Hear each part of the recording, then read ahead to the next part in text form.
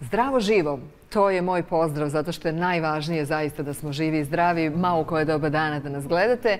Ovo je emisija Male stvari i mnogo se radujem što smo i u novoj sezoni sa vama, a još se više radujem što će na današnju temu da govore zaista fenomenalni i dobri ljudi, a tema je, pa recimo da kažem, složna braća i sestre.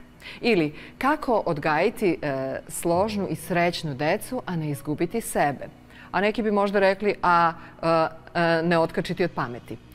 U svakom slučaju, zanimljivo će biti bilo da ste vi dete, bilo da ste budući roditelj, sadašnji roditelj, jednostavno jedan odrasli koji se pita o ovoj važnoj temi. Jer onog momenta kad se dete rodi, pre svega svaka majka se upita da li sam dovoljno dobra majka i kako se ovo u stvari radi. Zato mi je zadovoljstvo da je danas sa nama Milanka Mara Karić, počasna predsjednica Karić, Fondacije Braća Karić i osnivač Univerziteta Braća Karić. Dobrodošla, Milanka. Hvala, bolje vas našla. I kada je ova tema u pitanju, da kažem, majka 4 dece i baka 7 unučadi. I 8 na putu. I 8 je uskoro tu. Pa hvala Bogu. Da. Zatim Jelena Ivanović, top model i vlasnica Jace Models agencije i mama 3 sina. Jelena, dobrodošla. Bolje našla. Jelena koja je modnu pistu u stvari zamenila poslom koji je brojne naše divne, mlade i lepo vaspitane devojke poslao u svet. Posle ćeš da nam kažeš i kakve su one, imaju li one svoje probleme sa samopouzdanjem i kako to mi roditelji da prevaziđemo kod svoje dece.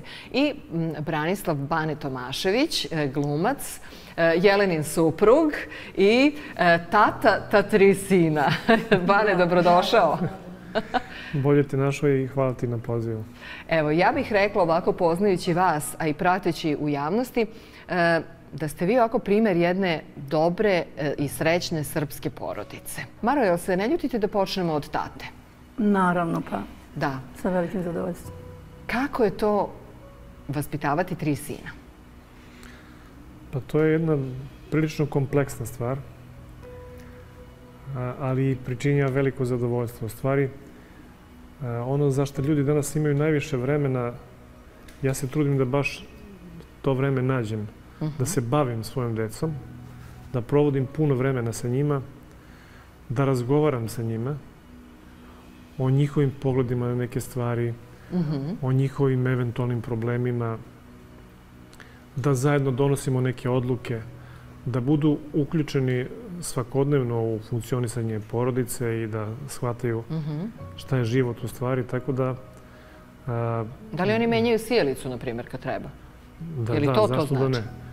Pa vidite, pošto mi imamo imanje na selu i puno vremena provodimo u prirodi, jedan od razloga zbog kojih sam ja zasadio voćnjake na imanju gdje je rođen moj otac i tamo još neke sadržaje uključio, kao što je gajenje životinja, je upravo bio zbog toga da bi i oni shvatili kako funkcioniše onaj iskonski život na zemlji, da imaju obavezu da ujutru kad se probude odu da nahrane životinje, da tokom dana treba da se pripreme i drva nekako je neki zimski period, a ako su u svako doba godine na imanju ima nešto da se radi. Da li to skupljanje plodova, voća koje imamo ili okopavanje bašte ili skupljanje granja ili čišćenje lišća. Pa jel se bune?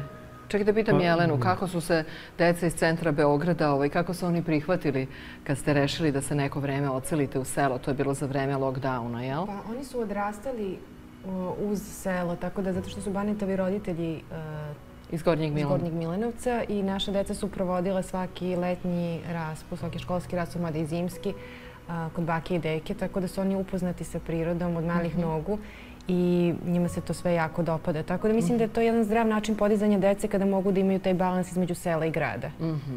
Onda i više cene, verovatno to svoje slobodno vreme i kako bi deca rekla, blejenje kad dođe kući, kada shvate koliko je zapravo realan život težak i pun obaveza. Kako taj život sa prirodom nije to baš tako samo legneš, prostrš ćebence i odmaraš. Meni je zanimljivo kad oni sami sa svojim društvom krenu u prirodu, ponesu neke sekirice, da prave neke kolibe i onda ja posle krenem u šetnju pa iznad kuće na 500 metara usred šume zateknem da su tu nešto radili nekim budakom, kopali kanalčiće neke za odvod vode i tako. Prosto i oni na taj način svoju maštu raspiruju i otvaraju neke nove dimenzije. Divno. I to je jako dobro. I sad bi vam stručnjaci rekli da je to uzemljenje i uopšte taj boravak na zemlji od izuzetne važnosti za balans. Milanka, da li su vaša deca dovoljno bila dole u Peći, na Kosovu? Jesu li stigla da budu u prirodi? I uopšte kako ste vi se izneli sa 4 dece dok su još bili mali, dok nisu bili samostalni kao danas? Naša deca su zaista odrasla u jednoj predivnoj sredini. Uvek su bili u prirodi. I ovo mi se sviđa, ovo je zaista pravi način i najlepši način odrastanja dece. U prirodi, ukoliko je to moguće. Naravno, za neke možda nije. Ali mislim da jeste, jer bez obzira gde god da živite, uvek možete da odete u park, možete da odete na selo, da obiđete neke prijatelje, poznanike i da deca u stvari osete prirodu, jer od nje se kreće.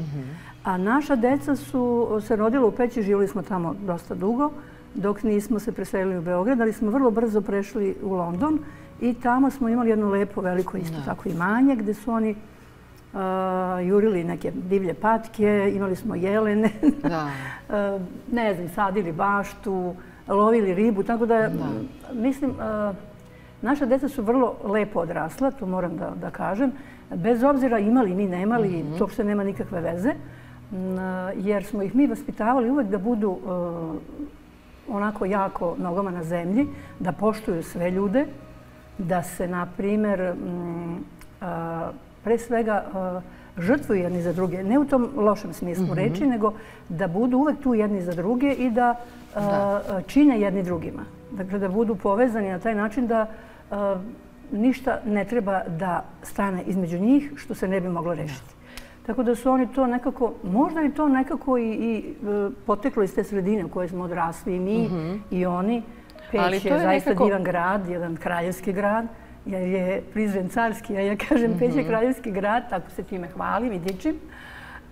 Ovako kad vi to kažete, to zvuči stvarno idilično. Međutim, da li deca stvarno, kako se postiže da deca ne budu jedan na drugog, da tako kažem, ljubomorno, odnosno posesivna, kako on može, kako ja mogu, a da njemu si pustila, a njega više voliš. Ima li toga? Jeste imali toga? Kod naše dece nije toga bilo. Zaista, ja vam kažem, zaista svima smo pružali jednako. Na primjer, u Londonu kada su došli, bez obzira, oni su pohađali jednu od najboljih škola. Međutim, sećam se vrlo upečatljivo kada smo hteli da im damo neki dinar, neku funtu za školu. Naša deca su rekla, mama, ne samo 1 funta. To je dovoljno, to naši svi drugari imaju 1 funtu, to je dovoljno za doručak ili ne znam šta već, za džeparac. Znači, taj sistem vaspitanja u to vreme, što ne znam da li je sada takva situacija, nisam baš sigurna, nekako mi se sve izmenilo i promenilo na gore. O tome ćemo baš da pričamo, jer neki roditelji prezaštićuju, a neki zanemaruju. Posle će nam se pridružiti Jovana Papan, koja je napisala knjigu Politika za decu i urednica je portala Detinjarije, pa ćemo i sa njom da pričamo malo o tim stramputicama i zabludama roditeljstva i, na primjer, zašto savršeni roditelji vaspitavaju depresivnu decu i šta to tačno znači i ko je najgora majka i tako dalje. Ali, Jelena, kaži mi, da li je bilo kod vas njega više voliš? Da li je bilo, kako je bilo kad se rodilo drugo dete? Znači, a kako je prvo dete, recimo, reagovalo?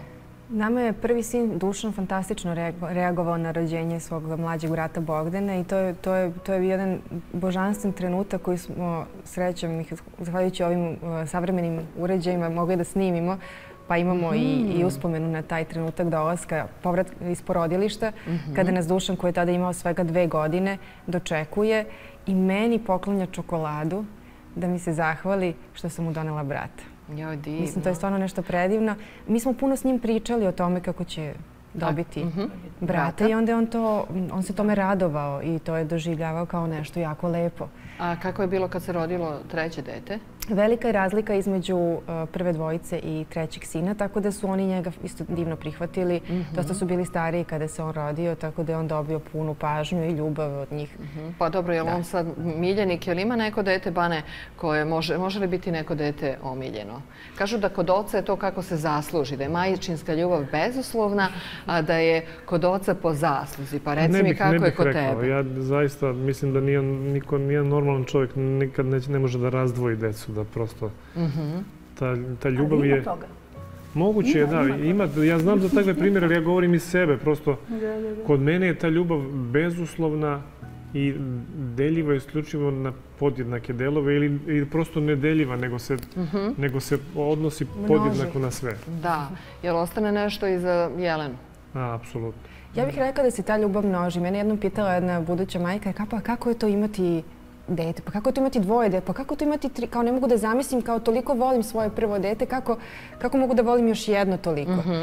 Ne deli se, množi se, to je neverovatno, to se samo uvećava. Zamisli, da. Da, to je zanimljivo. A šta vi kažete, Maro, neki roditelji razdvajaju decu? Pa ima ih, znam. A bake naročito? A bake naročito, ali kažem, na primjer, moje su ćerke uvek se onako malo šalile na račun brata, jer jedan brat, pa ja, mama, samo brata gleda, a kao nas ne. Istina, ja uvek... A Nebojša je drugi? Nebojša je prvi. Nebojša je najstariji? Najstariji. Ali, na primjer, Danica, pošto je najmlađa, ona se uvek žala, jao jeste, ja sam najmlađa, pa uvek meni ništa, kao i tako to. Ali to su sve bile nekako primjedbe kroz šalu. Nikada to nije bilo ozbiljno. Mislite da nisu oni zaista imali neku... Možda se to i dešavalo, ali... To je život. A kažite mi koliko je Bogoljub bio prisutan? Mislim, on je, Bogoljub Karić, vaš suprug je poznati biznismen, pa je bio i u politici. Da li je on vama nekada falio da to 4 dece, da kažem, disciplinuje, da vam pomogne? Mi smo uvek delili obavezu roditeljstva, ne obavezu, nego to zadovoljstvo. Zaista je on bio uvek sa mnom i što je najbitnije, on je zaista uvek najviše razgovarao sa decom. Otvoreno. Ja sam malo strožija bila, što nije dobro. Danas mislim da to nije dobro, a on je uvek otvoreno razgovarao, posebno sa ćerkama i razgovarao sa njima o intimnim stvarima, uvek. Njemu su se otvarale naše ćerke uvek, o svemu. I mislim da je u tome poenta da imate jedan odnos drugarski sa decom, da gradite taj lep odnos, da vam se deca otvaraju i pričaju. Mi smo razgovarali o tome šta se dešava, šta se desilo danas u školi, s kim si bila, jesi se zaljubila i tako da je Dana uvek objavljivala svom tati gde se i kad se zaljubila. Tako da je to bilo divno. Ja sam bila malo strožija i sada kažu deca, mama je bila uvek tu strožija, ali valjda to je dobro, znate, mora neko da bude malo strožija, a neko da popušta. Tako je. Bane, da te pitam, kako se sprovodi disciplina na 3 sina? Ne može baš uvek da bude važi tata hoću, važi mama hoću. Mislim, sigurno da tu ima i otpora i besnih glista. Mislim da to ima veze dosta i sa karakterom deteta. Mi smo se tek sa najmlađim detetom susreli sa tim da nešto se baš odbija poslušnost u nekom momentu kad mi to hoćemo. Ali roditelj isto tako, koliko pruža ljubavi detetu, isto tako mora da pokaže i da postoje neka pravila i gde su te granice preko kojih ne može da se pređe. Tako da mislim da je to dobro i za dete. Tako da ja, pored sve ljubavi i pažnje... U smislu dobro je da im postaviš granice ili da ih pustiš da probiju? Ne, nikada ne. Granice da bi znali sutra u kom opsegu mogu da funkcionišu i sa okruženjem i sa drugim ljudima. Mislim da je jako važno da dok su mali osveste neke stvari i postave neke granice. Tako da ja im ne dozvoljavam da prelaze granice. Možda se to desi ponekad ako ja to ne vidim, ali prosto ja uvek ukažem na situaciju kada je granica pređena. I mislim da je to samo bolje za njih. Jelena, ti si imala sreće da upoznaš jednog pravog srpskog oca domaćina koji u svojoj porodici ima, da kažem, taj neki model otac, sin, brat, odnosi između članova porodice. Pa kaži mi, je li to lakše ili kako ti kažem? Mislim da je izuzetno važno što smo mi tim i što imam tim prilikom podizanja muške dece pre svega. Mama je jako važna kada su deca mala, ali kasnije je otac stupa na snagu i pogotovo u ovom tinejdžerskom periodu jako je važno da je on prisutan.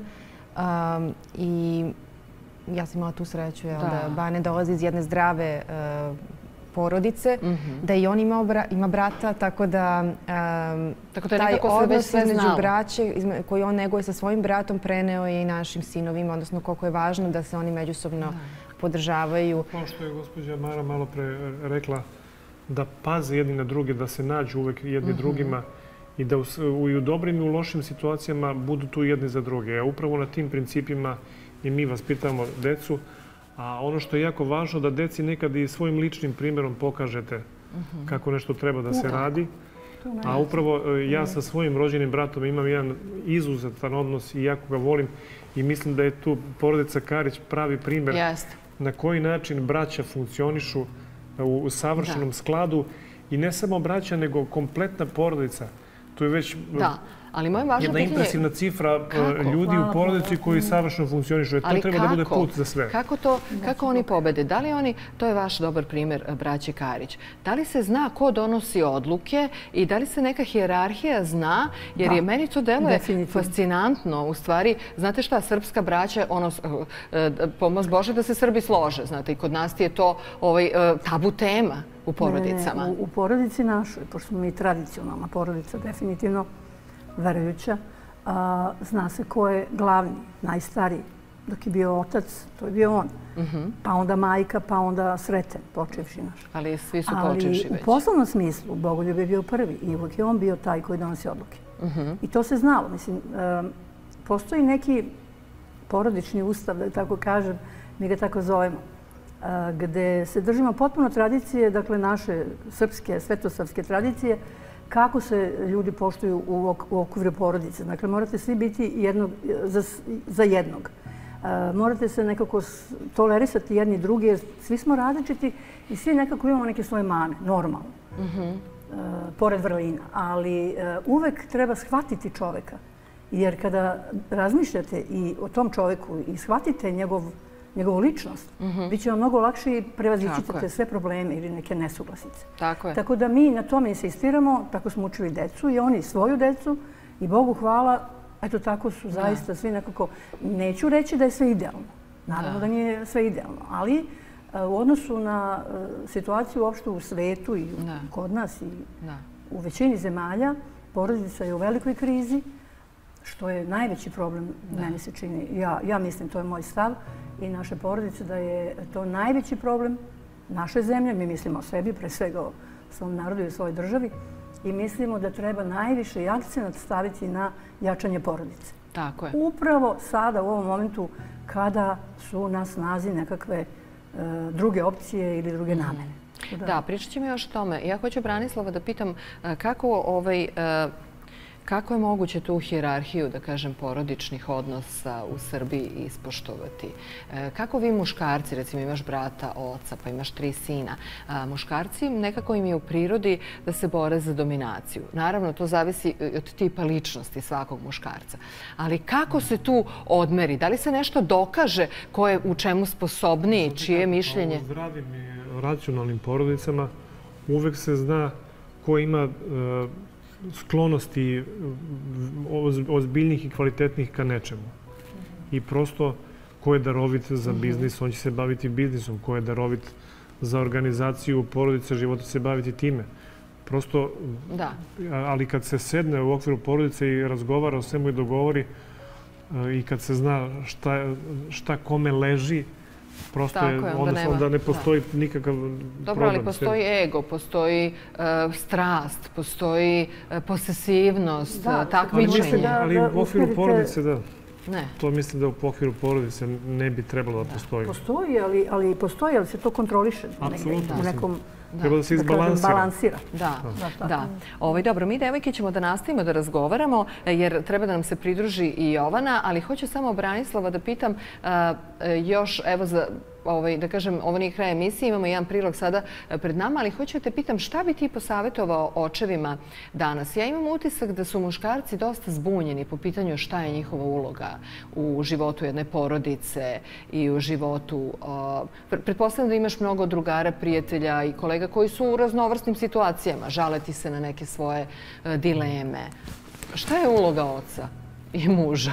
Pa, mislim, to je jedna kompleksna tema sada, ali u principu da se uvek nađe vremena za decu. Jer to njima najviše znači.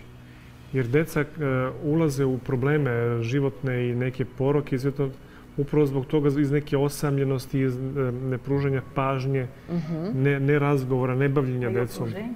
Tako je, jer okruženje je vrlo problematično sada. Oni su napadnuti sa svih strana. I upravo tu i porodica, otac, majka, brat, baba, deda, nebitno, svi igraju neku ulogu tu. I mislim da svako treba da da svoj doprinos. Ne može otac da bude jedina figura u životu deteta. Prosto čak kažu, na primjer, da kada su neka deca u tinejdžerskom periodu, da do 12. godine roditelj može da vaspitava svoje dete. Već posle 12. 13. godine bolji efekat na vaspitanje deteta ili dete bolje prima sugestiju nekog autoriteta sa strane.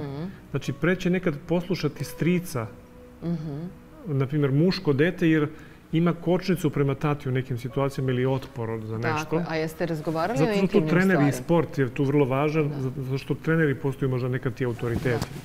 Jeste razgovarali o intimnim stvarima, o ljubavi, o tome kako jedan dečak, ko o tome priča, mama ili tata?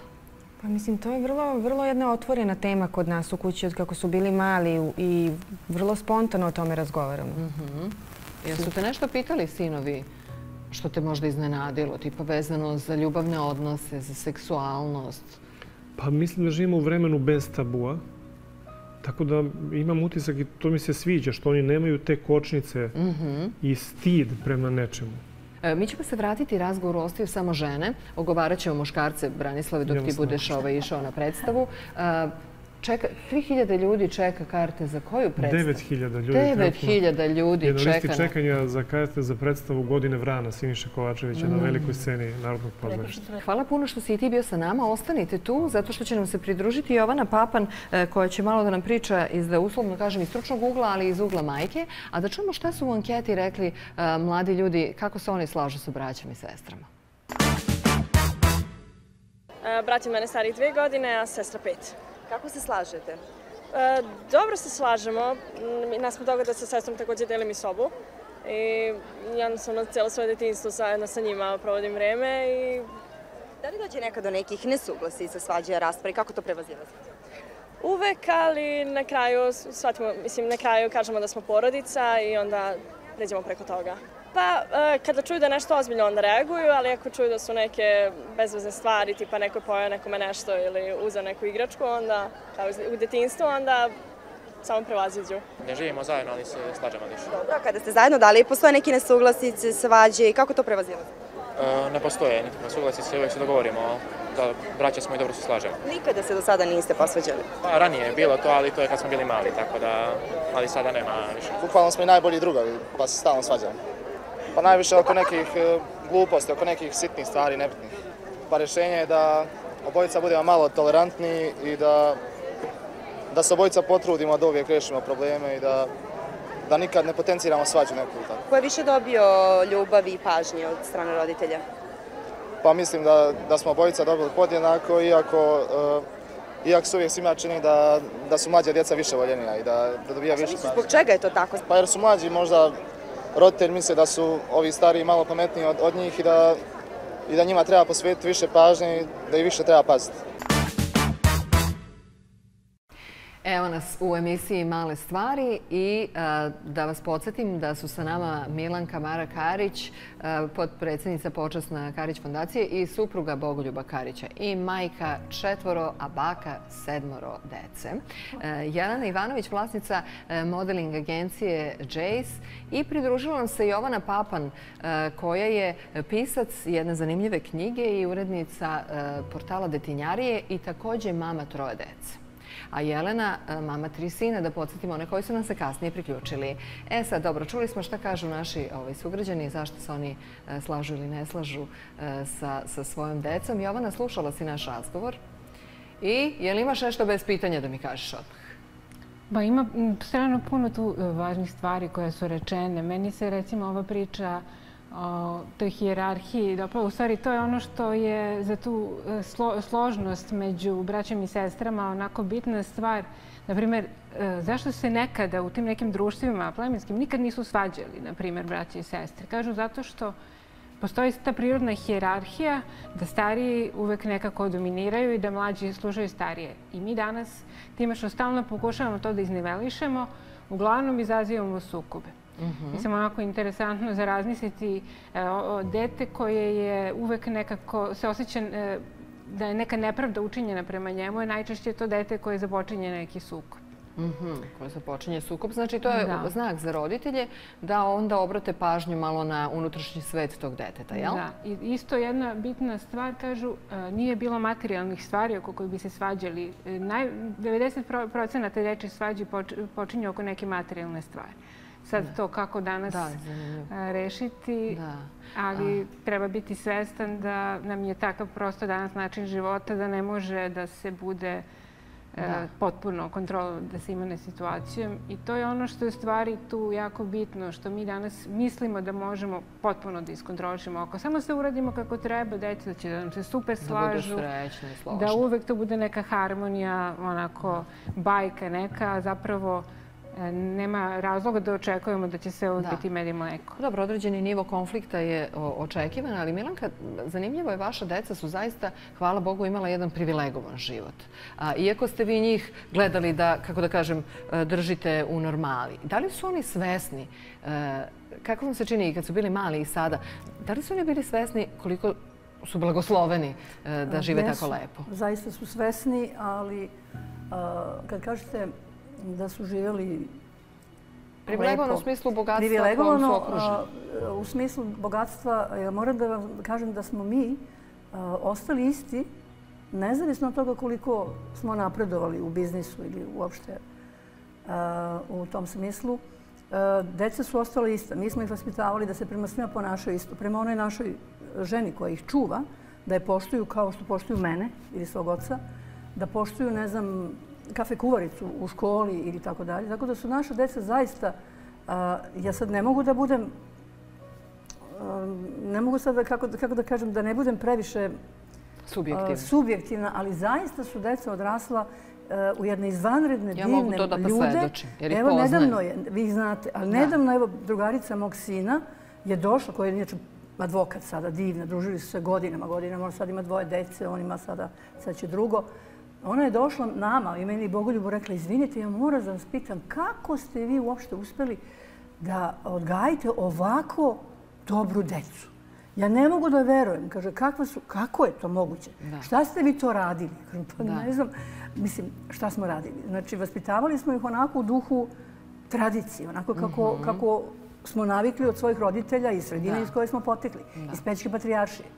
Drugim rečima, vi ste ličili na svoje roditelje i oni liče na svoje roditelje. Naravno. Nisu bili u otporu svojim roditeljima. Svi imaju neke svoje afinitete, svaki ima neku svoju misao, svako ima neku svoju želju, naravno, ali kada svi popričamo o tom nečem zajedničkom, o nečemu što, ili svi diskutujemo na temu jedne, recimo, želje nekog deteta, onda svi dođemo do nekog zajedničkog zaključka i onda kažu da, upravu ste, mama ili tata ili ti Nedo, Jelena, ta Nebojša i dođemo do nekog sklada. Da, znači nema ono, ajde ćuti, nije tako, ako ja kažem, tako je. Ne, ali slušajte da vam kažem, u našoj, kako da kažem, genetici je uvek taj neki borbeni duh. I svi nešto galame, viču, pričaju, svi se nešto bore da dođu do reči i da budu oni ti koji će reći i koji će presuditi negde i nešto. Međutim, uvek saslušaju nas, roditelji, na kraju se pomire da je, ne znam, kada mi kažemo svoje mišljenje, onda je to mišljenje opšte prihvaćeno. Hvala Bogu da je tako, mislim, sad. Jelena, ti si, pretpostavljam, pošto si brojne edukacije u životu u inostranstvu prošla, koje se tiču ličnog razvoja, ja sada ne mogu, i neke vrste kibernetičkog, kako to? Kibernetika čoveka. Kibernetike čoveka i tako dalje, neke varijeteti i NLP i tako dalje. Ti si, pretpostavljam, želela da budeš jedna savremena majka, koja će pristupati u skladu sa nekim najnovijim dostignućima psihološkim svojoj deci. Da. Pa iz 2 razloga. Jedno je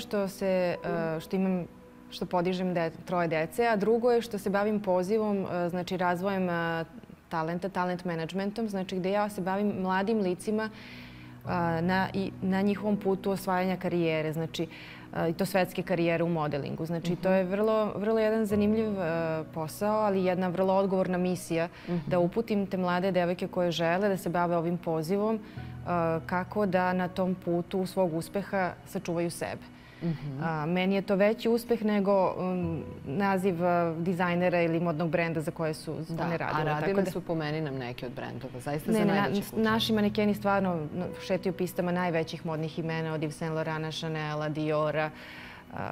Znači, zaista naši manekeni su Paris Fashion Week, Milano, New York, London i tako dalje. Znači, ne postoji ozbiljniji pristup modnoj industriji nego putem menadžmenta koji radi naša agencija.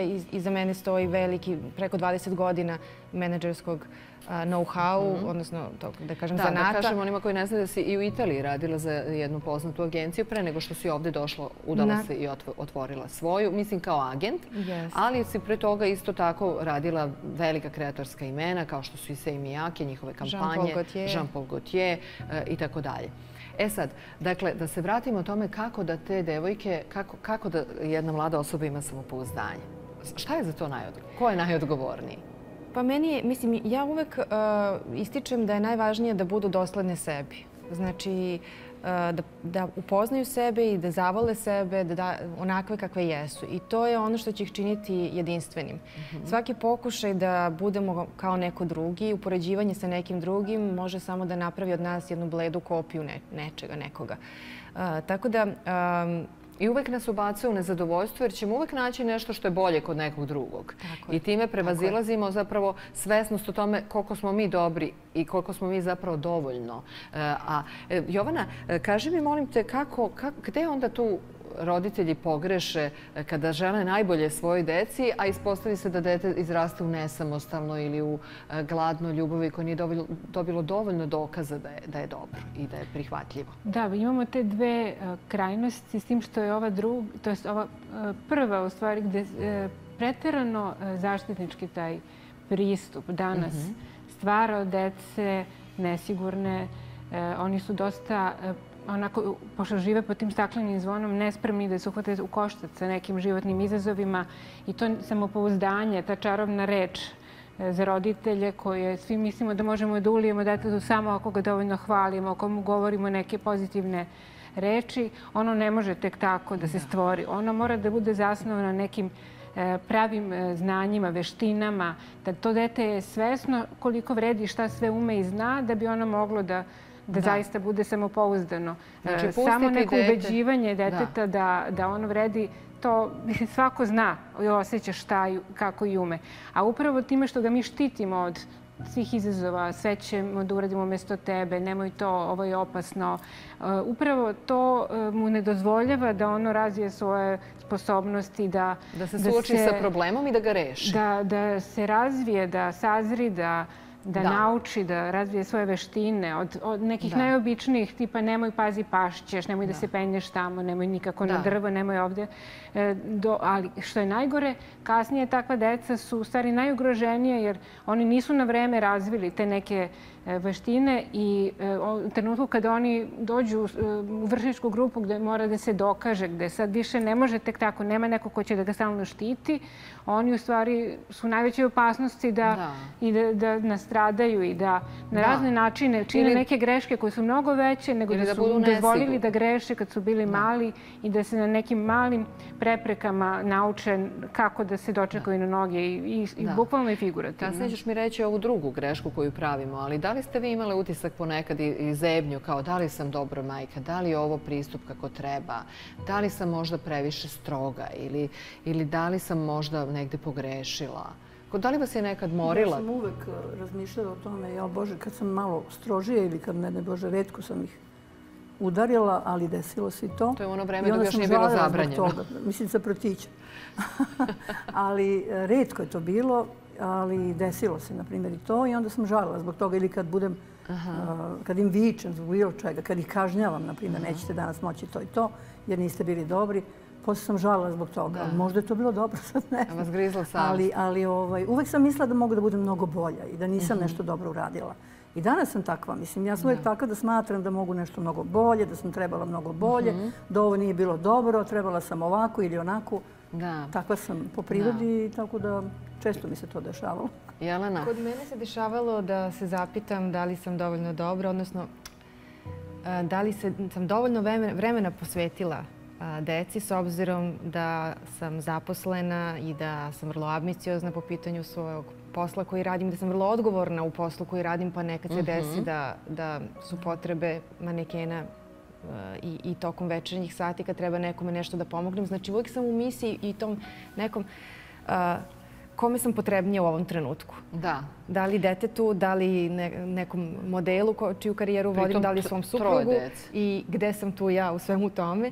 Tako da mislim da je taj moment kada sam shvatila da sam sve to ja, znači taj balans, taj ples između tih životnih vrednosti koje su mi prioritetne, mislim da je to neki, ja bih rekla, ključ uspeha. Znači ne postoji savršenstvo, ali taj ples koji čini taj balans između tih kategorija života u kojima želimo da se ostvarimo. I mislim da ne treba se odreći ni jedne kategorije, treba nekako ih pomiriti sve međusobno i u trenutku kada ste posvećeni jednom ili drugom biti maksimalno prisutan u tome što radite. Da li je to razgovor sa detetom ili je to slanje nekog poslovnog e-maila ili znači ne istovremeno čekaj, ćuti, čekaj, nego odvojiti vreme za sve. Jovana, da li mi možda u današnje vreme smo ponekad i prestrogi prema sebi, jer mi bismo sad da budemo savršeni, a stil života je drugačiji nego kad su bile naše majke tamo 50-ih, 60-ih ili tamo neke naše bake. Kako da ne, to je jedna od glavnih stvari na koje stalno insistiram,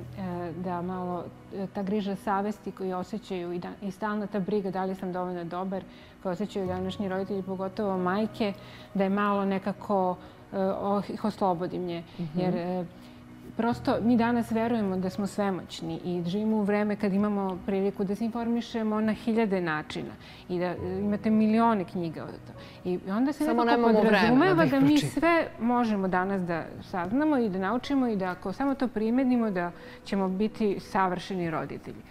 Prosto to je nemoguće, ne postoji savršeni recept za roditeljstvo i nauka i svi stručnjaci ne mogu baš da se usaglase i dogovore šta je najbolji način, a i nije sve do nas, do roditelja. Deca se ne rađaju kao prazne table na koje ćemo mi da ispišemo našu neku priču i da ih vaspitamo od nule, nego oni imaju svoju prirodu, svoj temperament, gene. Ako smo mi, jako često možemo da prepoznamo neke i naše mane iz familije i sve, pogotovo što su stari. I tu onda treba osvestiti to da nije sve do nas, da ne možemo potpuno da iskontrolišemo ishod i da se nekako opustimo i povučemo i da shvatimo da je njihov život njihov i da mi imamo neki svoj zadatak, da damo sebe da im pružimo tu neku sigurnost, povezanost, podršku, ali da ne možemo da ih, oni nisu prosto neke figurice od plastelina koje mi možemo da oblikujemo. Naučnici kažu najbolji primjer je kao neka plastična lopta. Mi dok vršimo pritisak, ono dete se tome prilagodi. Čim mi pustimo, a to je već nekom uzrastu, tom adolescentskom, on se vraća u ono kako je i te neke stvari, naravno, te neke vrednosti. Najvažnije u stvari te odnos. To je ono što detetu uvek ostaje nešto vredno u životu, da ima dobar odnos sa roditeljem. Šta to znači? To znači da mi taj odnos, znači kao i sa svakim drugim ljudskim bićem, neko poštovanje, neko razumevanje, a ne stalno opterećenost time šta ja sa ovim projektom dalje treba da uradim. Znači, moje dete kao moj projekat i taj stalni spisak nekih stavki šta sve ono treba da bude, da uradi, koji narušava u stvari taj naš odnos, jer mi nekad ne možemo da uživamo u prostom. Onda roditelj pruža suviše pritiska na dete i napravi perfekcionistu ili osobu. Ne samo to, nego i prosto pokvari taj odnos. Dete se onda ne seća i ne vidi taj odnos sa svojim roditeljem kao nešto lepo, vredno i dragoceno u svom životu, već je to niz nekih natezanja, svađa, sukoba, otpora. A tek šta se može iz toga da se izrodi. jedna divna mama i tvoja koleginica sa modnih pista, Jelena Trninić-Vukić, Jelena Vukić sada, mama 2 sina, napisala je i promovisala na sajmu knjiga mnogo zanimljivu knjigu koja se upravo bavi ovom temom. Kako izaći na kraj sa decom koja se ne slažu? Kako ih navesti da budu složna braća i sestre? Recite nam, koliko je teško danas navesti decu da se lepo slažu? Pa znate kako, kao i za sve u životu, roditelji moraju mnogo da rade na tome. Prosto svi mi imamo toliko obaveza da neke te odnose prepuštamo stih i kao ma nema veze, podići će se sami, družit će se, voleće se. Ponekad su deca prosto toliko različita ili razlika u godinama velika da jednostavno svako ode na svoju stranu i da za neko vreme prosto postanu stranci. Mislim da je glavna uloga roditelja u kući da se njima bave. Mislim, kad već imaju decu, treba da ih upućuju jedne na druge.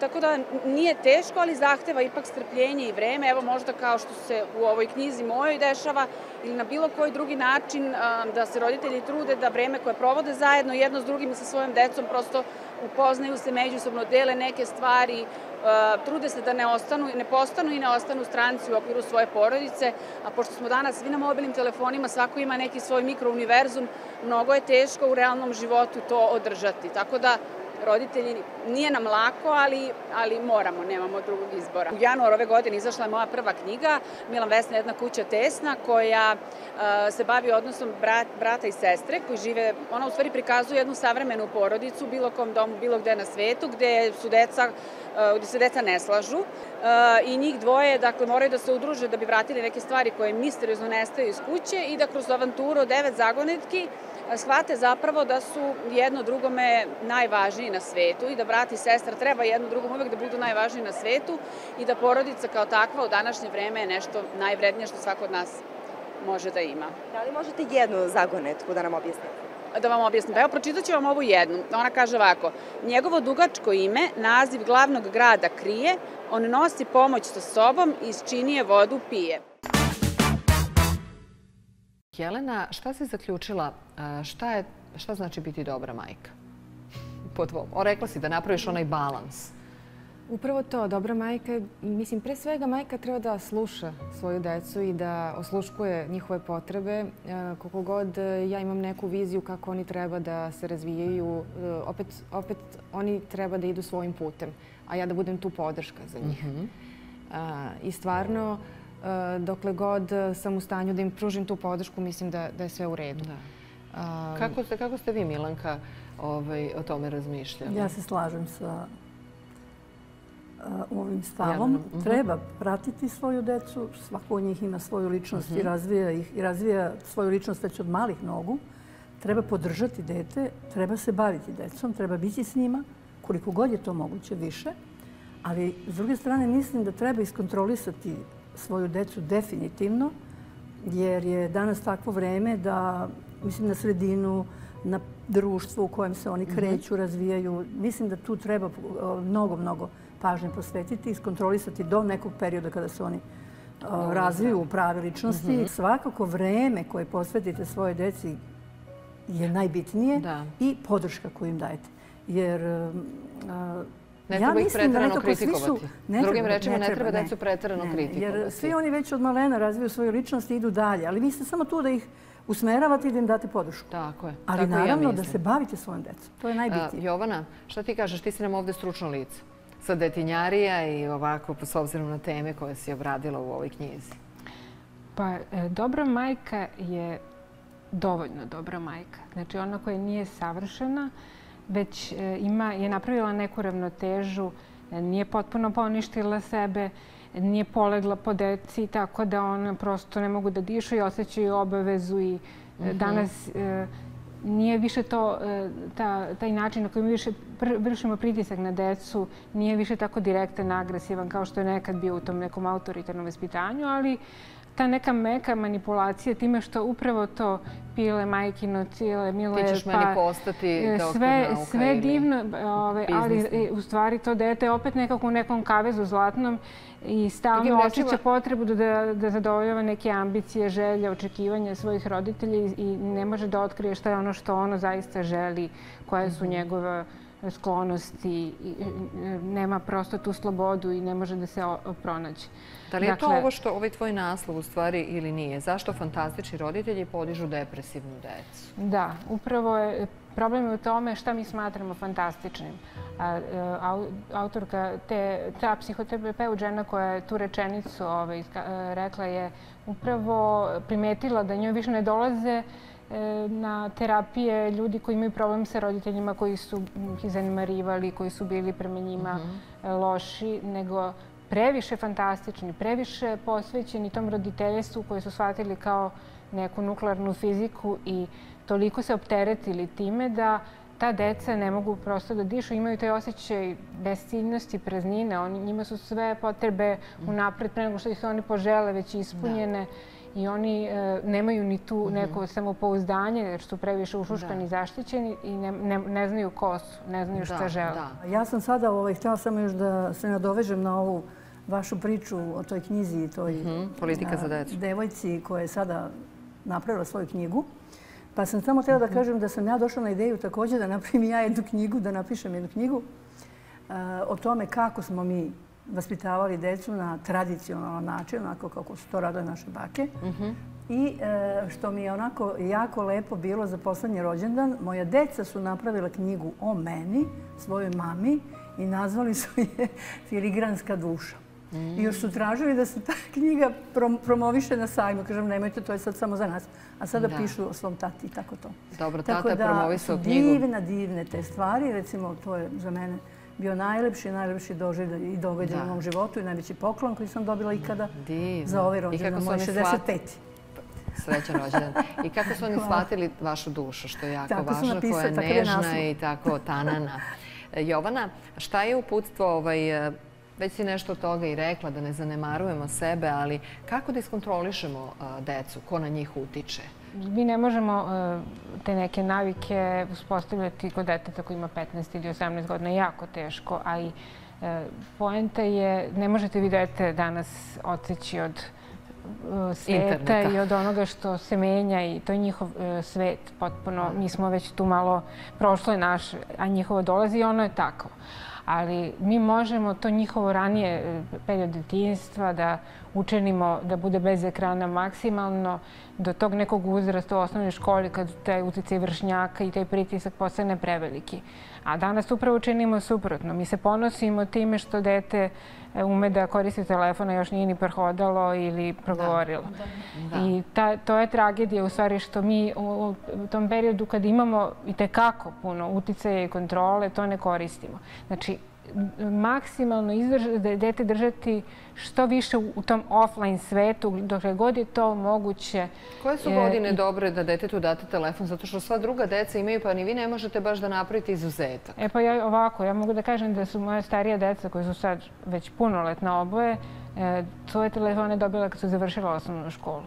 Mi smo baš izdržali sa njima celu osnovnu školu. Jesu bili frustrirani zbog toga? Pa oni su imali tablete, imali su kući neko pravo da ih koriste za neko vreme, vikendom ili tako. Sad šta je danas, 10 godina kasnije? On je sada dobio, kad je završio, u 5. razredu je dobio. I to on ima onaj glupi telefon koji nosi napolje, a naravno kući koristi uređaje. Naravno, mislim da mi se ne lažemo. Niko ne može to da baš tako sprovede. Razumeti ih, znači razumeti da je to njima važno i pokazati interesovanje za to što oni na tim uređajima rade, da bismo znali, imali neku svest o tome kako oni to koriste, šta ima u tom virtualnom svetu. A i da nekako taj neka odnos da se povežemo s njima na način na koji oni danas funkcionišu, razmišljaju ono što ih interesuje, nije više školski program na televiziji Beograd. Za sam kraj ja želim da kažem kako su neka istraživanja utvrdila koja je idealna kombinacija dece u jednoj porodici da bi porodica bila složna važna. Ovo je istraživanje rađeno u Britaniji. Naravno, mi ne možemo da biramo, ako smo normalni ljudi, pol deteta. To se desi tako kako se desi. Znači, 2 ćerke, to je sloga. Onda, na prvom mestu. Na drugom mestu, ćerka i sin. Na 3. mestu 2 sina. Pa onda idu 3 ćerke. Pa onda idu 3 sina. Pa onda idu 4 sina. I tek onda, zamislite, na posljednjem mestu su 4 ćerke. Znači, 2 ćerke je idealno, a 4 ćerke kažu previše buke, previše svađe i previše galame. Idealno 2 sina i 2 ćerke. Jel da? Ali da vam kažem, samo ako dozvolite mali jedan savjet, predlog, koji sam ja uvela, na primjer, pošto imamo Svetu nedelju, od 9 u subotu do 9 uveče nedelja, nema telefona, nema interneta, nema ničega. Posvećeni smo jedni drugim. Porodični ručak. Ovo je odlično uputstvo. I tako. Jer je danas borba za pažnju najveća drama sa Roditeljima bi decom. bilo mnogo lakše kad bismo imali tako nešto, neku pomoć sa strane, od institucija. I povratak ritualima možda, baš to. Nedeljni ručak, veče zajedno. Još jednom hvala. Jovana Papan, Jelena Ivanović i Milanka Karić bile su danas sa nama. Gledajte dalje Hype televiziju, pratite nas na YouTube i na društvenim mrežama i vidimo se u sljedećem terminu. Prijetno!